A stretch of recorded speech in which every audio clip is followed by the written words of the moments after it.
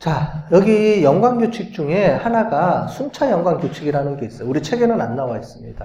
책에는 안 나와 있는데 순차 연관규칙이라는 게 뭐냐면 이거예요. 어떤 사람이 물건을 산 다음에 그 뒤에 얼마 있다가 또 물건을 또 사느냐 이겁니다. 그래서 시간의 관점에서 시간의 변이를 추가한 거예요. 예를 들자면 A를 사고 B를 샀어요. 이겁니다. A를 산 사람이면 B를 사요. 그러면 뒤에 A를 사면 BC를 살 확률이 어떻게 되느냐. 다음번에. 그 다음에 A를 사면 또 C를 살 확률은 어떻게 되느냐. 이런 거예요.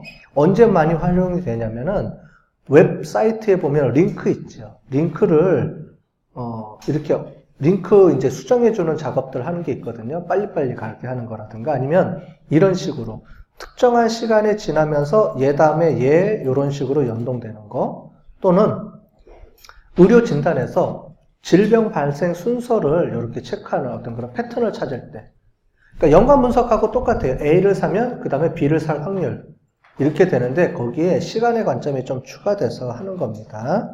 자, 그래서 어떻게 되냐면 이런 거예요. 아까 전에는 트랜잭션만 썼죠. 그죠? 장바구니만 썼어요. 누가 구매했는지는 신경을 안 썼어요. 누가 구매하는지는 신경을 안 썼어요. 그냥 장바구니 한 개가 필요한 거지, 그걸 누가 샀는지, 그 사람이 몇 번 구매했는지 이런 거는 상관이 없었습니다. 자, 그런데 지금은 어떻게 되냐면 고객 단위로 우리가 분석이 들어갑니다. 고객 단위. 그래서 A라는 사람은 2012년 3월 5일 날 소주 한 병을 사갔어요. 그리고 3월 9일 날 이후에 또 맥주를 한 병 사갔어요.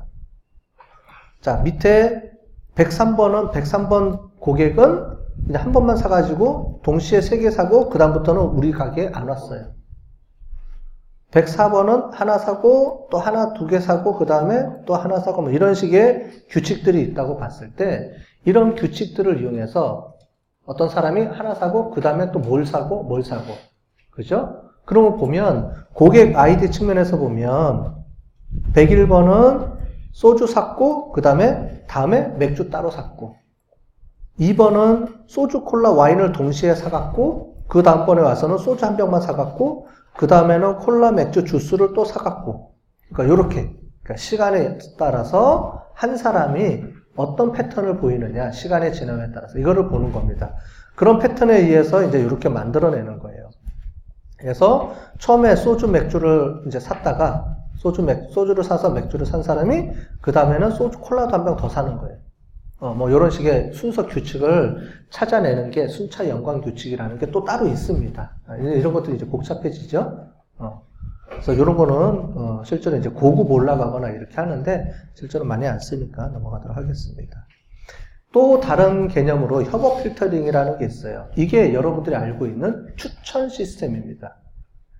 추천 시스템. 그래서 개인 맞춤형 추천 시스템이라는 건데 뭐냐면 여러분들이 어떤 상품을 사려고 딱 들어가서 클릭해서 상품을 보고 있으면 밑에 줄줄이 뭐가 뜨죠. 이 제품을 같이 산 사람들의 상품 뜨고 그 다음에 추천 상품도 뜨고 다양하게 밑에 뭐가 잔뜩 깔려요. 그죠? 그 깔리는 거를 어떻게 그럼 추천해 줄 거냐 하는 방법이에요.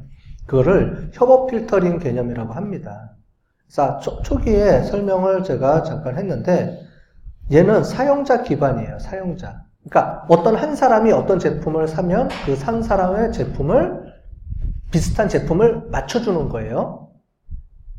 이해되셨죠? 그런데 우리가 여태까지 했던 장바구니 분석은 밑에 거예요. 아이템 기반. 어떤 상품들을 산 사람은 사면 어떤 상품하고 연관성이 높은 상품이냐, 상품하고 상품 간의 연관성을 토대로 해서 묶어 팔거나 상품을 묶어 팔거나 진열하거나 막 이런 개념이라면 협업 필터링은 뭐냐면 그런 상품하고 연관성이 아니고 어떤 나랑 비슷한 상품 산 사람들을 1대1로 다 매칭시켜서 비슷한 사람을 찾아내는 거예요. 비슷한 사람을 찾아내는 거예요. 무슨 말인지 알겠죠? 협업 필터링은 나랑 가장 비슷한 상품을 산 사람들의 특징하고 이걸 매칭해서 내가 산 상품 사는 사람이 다른 어떤 상품을 더 샀는지 이런 걸 매칭시켜가지고 개별 그러니까 가장 나랑 비슷한 사람군을 찾아내서 상품을 추천해주는 개념입니다. 됐어요? 물론 이제 협업 필터링도 사용자 기반 협업 필터링, 아이템 기반 협업 필터링이라고 나와 있지만 실제로는 이제 아이템 기반은 이제 연관 규칙하고 비슷하기 때문에 연관 규칙을 많이 사용하고요. 사용자 기반 요쪽 관련된 것들이 이제 주로 협업 필터링이에요. 그런데 우리는 안 배웠지만 앞에 이 책의 앞부분에 처음에 KNN 알고리즘이라는 게 있어요. 그러면 얘랑 협업 필터링이랑은 뭐가 틀리느냐? KNN 알고리즘은 얘도 유사한 걸 찾아주는 건데 KNN은 결과가 이미 알려져 있어요. 얘는 분류해 주는 겁니다. 분류. 이런 비슷한 사람들이 찾아서 그 비슷한 사람들이 어떤 특성을 갖고 있는지를 이미 결정을 해요. 걔를 찾아주는 방법이고 협업 필터링은 비슷한 사람군의 어떤 제품을 같이 찾아서 주는 거예요. 여기 보면 이 화면이 있죠? 이 화면이 어디 화면이냐면은 우리 교보문고나 이런 데 들어가면 책을 요 제품 딱 쳐서 제가 우리 교재 쳐봤거든요. 쳐보면 밑에 이렇게 줄줄이 비슷한 제품군들을 묶어주면서 이 제품 산 사람은 그러니까 이거랑 이거랑 같이 책을 샀습니다. 또는 같은 물건을 샀습니다. 이런 메시지가 쭉 뜨죠? 요렇게 해주는 거예요. 그러면 KNN 알고리즘을 잠깐 설명을 드리면 우리는 수업을 안 했지만은 나중에 우리 책을 보면서 또 할 수 있으니까 KNN은 뭐냐면 이건 거예요. 변호사들이 판례집이라는 거 여러분들 들어보셨는지 모르겠지만 판례집이라는 게 있어요. 그래서 이러한 사건들이 나오면은 판례집으로 다 나와요. 그러면은 우리가 어떤 사건을 의뢰하면은 비슷한 판례를 찾아요. 똑같이 일치하는 판례가 없으니까 비슷한 판례를 찾아서 그 판례에 결과가 나와 있죠. 승소했다, 패소했다. 그죠? 당연히. 무슨 말이냐면은 결과를 알고 있어요. 이런 비슷한 사건들을 가지고 결과가 승소했다, 패소했다라는 결과가 있어요. 그러면 KNN 알고리즘은 결과를 이미 알고 있는 상황에서 비슷한 사건을 찾아내는 거예요. 똑같죠? 협업 필터링하고 비슷하죠? 그죠? 그런데 협업 필터링하고의 차이점은 딱 하나예요. KNN은 결과를 알고 그 결과가 뭔지를 이제 밝혀내는 거예요. 그래서 이렇게 하는 겁니다. K라는 게 뭐냐면 개수를 세죠. 비슷한 사례를 몇 개 골라요. 근데 홀수로 고르죠. 왜 홀수로 고르냐면 1대1이면 자, 어떤 사례가 비슷한 사례를 2개 골랐어요. 근데 하나는 승소하고 하나는 패소했어요. 그럼 얘는 승소한 거예요? 패소한 거예요? 어느 게 더 가까워요? 확률이? 잘 모르겠죠? 그래서 돌려줄 때 홀수로 돌려줍니다. 찾아줘요. 나랑 비슷한 사례를 한 건, 보통 한 건은 의미가 없죠. 그래서 3건, 5건, 7건 이렇게 홀수로 찾아줘요. 그랬을 때 승소 결과를 보는 겁니다. 결과는 우리가 KNN은 결과를 알 때 돌릴 수 있다 그랬죠? 방법은 비슷해요. 비슷한 유형을 찾아주는데 그 비슷한 유형에 결과까지 있으면 KNN이고요. 결과가 없이 그냥 비슷한 유형을 그냥 찾아서 어떤 상품을 추천해주거나 이럴 때 사용하면 협업 필터링이에요.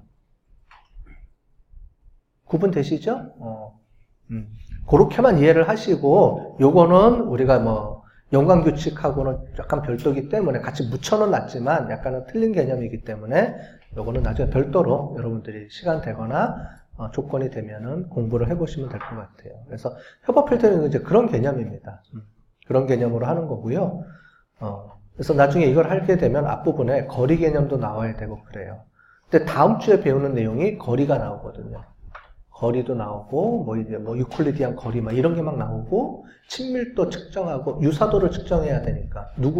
나랑 제일 비슷한 사람이 누구야? 이걸 어떻게 계산할 거냐는 거죠. 통계적으로, 숫자적으로. 이런 것들이 계산하는 방법들이 따로 있거든요.